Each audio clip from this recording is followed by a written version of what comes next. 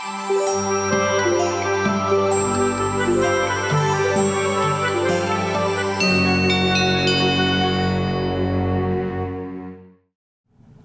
warm good morning to you this morning. I'm Pastor Scott coming to you from Ascension Lutheran Church here in Citrus Heights. And we have another warm day on tap for today, the most recent in many, many days. It seems like this summer, or at least this last few weeks, that have been in the triple digits. I guess there is relief coming, allegedly, but that relief comes in the form of high 80s maybe. Over this coming weekend. Anyway, this morning I come to you where it's a little cooler here, indoors instead of outdoors, and I hope you're staying cool as well. This last weekend, actually last Friday, the world was impacted by a global hiccup, I guess you'd say, technologically, internet-wise, and the ramifications of that were significant and are still being felt, and especially for those traveling. We weren't traveling. We had family members traveling around that time, but most of whom were able to get to where they were going without much interruption.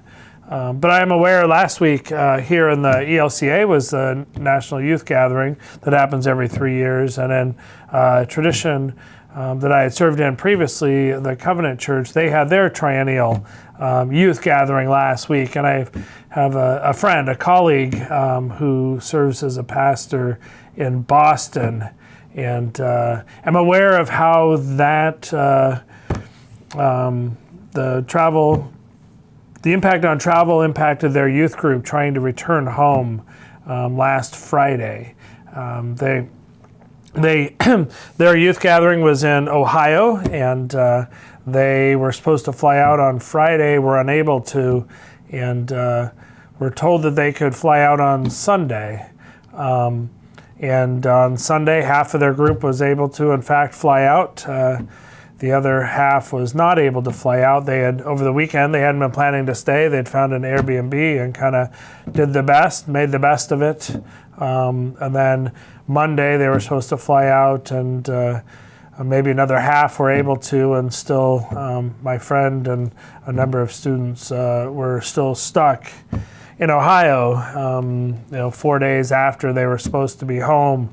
Children of parents of from within the church and outside the church who had entrusted their child to the care of this pastor and the other leaders. What a challenge that was. I was struck they ended up ultimately driving, renting a car Monday night and driving until early in the morning, Tuesday morning, to get back to Boston, to get home to safety. One of the things that happens in those national youth gatherings is a service project or service opportunities where students who've raised money, spent a lot of money to go to these retreats, these gatherings, big music and a lot of money goes on. When they're there, they're enjoying sort of a privileged existence, and they go and help in communities that are in need of help. And what I was struck by is how quickly the tables turned as they weren't able to get home. Here they had been volunteering and doing things in the community where they had met, and providing meals and cleaning things up and helping build homes and all variety of opportunities for service projects.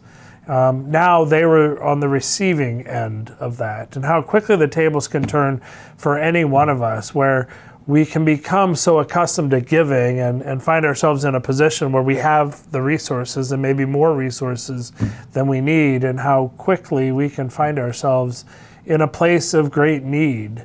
And I think that's a reminder for us to always look with grace upon those who we may be serving, knowing that someday we may be served by them as well, to not consider ourselves greater than we ought, because need can be a very humbling and equalizing reality for us. That youth group had to raise additional funds as they were stuck, and certainly not destitute by any stretch of the imagination. but stuck and found themselves in need. Like I say, the same can be true for us. Our family has experienced a loss recently, and how even as pastor, I transitioned from being somebody who goes into a home and meets with a family to provide care and support to being a person in that instance as we were preparing and planning for my father-in-law's passing and services where I was in need of that myself. Each and every day is a gift from God, given with grace, and how we live it, how we find ourselves in giving and receiving bears testimony to who we understand ourselves to be and whose we understand ourselves to be. Today, perhaps you're in a position where you are giving and serving, and I hope you do so humbly.